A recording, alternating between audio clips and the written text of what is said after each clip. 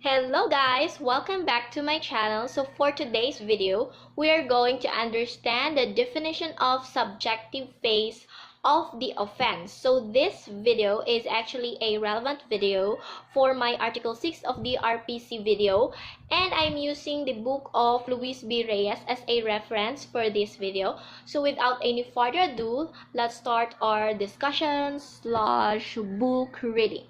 So what is subjective phase of the offense? So subjective phase of the offense is that portion of the acts constituting a crime or a part, no?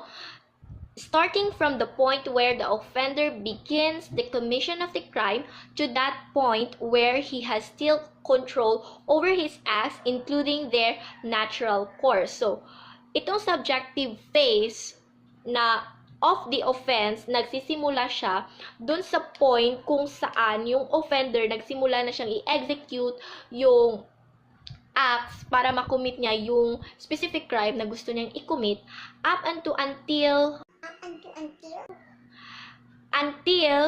dun sa time wherein meron pa siyang control sa kanyang ginagawa, or when I say control, so meaning yung offender meron pa siyang chance na wag na lang ituloy yung pag-commit ng crime, ganon. So again, a subjective phase begins from the time the offender committed the offense up until dun sa point na may control pa siya sa kanyang acts or sa kanyang ginagawa.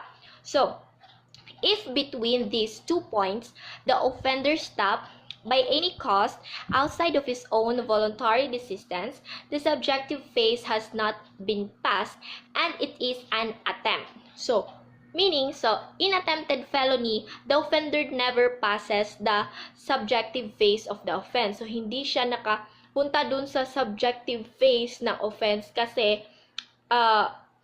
may nakaharang or it was stopped by any cause which is outside the offender's own voluntary desistance.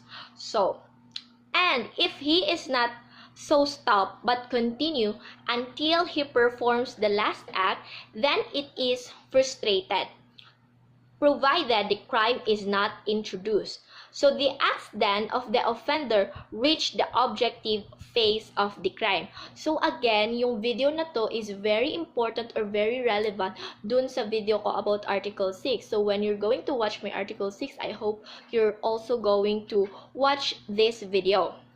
Kasi sinaparate ko na siya, hindi ko na siya sinali dun sa Article 6 para hindi na humaba yung video ko doon. So, continue. So for example, if A with intent to kill mixes poison within this soap. Sabaw. Yung sabaw. Yes.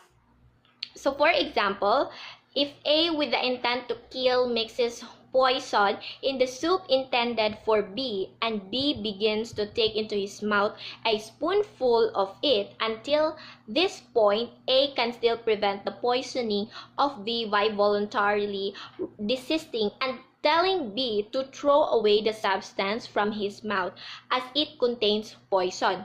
But from the moment B swallows it, A has no more control over his acts. So the poison is now in B's stomach, and it will require the intervention of a physician to prevent the poisoning of B. If because the intervention of the physician, B did not die, A will be liable for frustrated murder. The acts performed by A following their natural course passed from the subjective phase to the objective phase of the crime. So, yun lang. For summary, again, yung subjective phase nagsisimula doon sa time na yung offender nagsimula na siyang i-execute yung acts which is intended to commit a crime.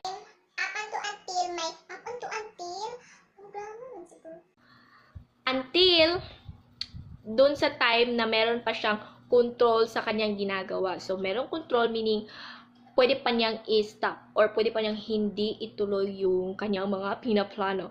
So, ganun.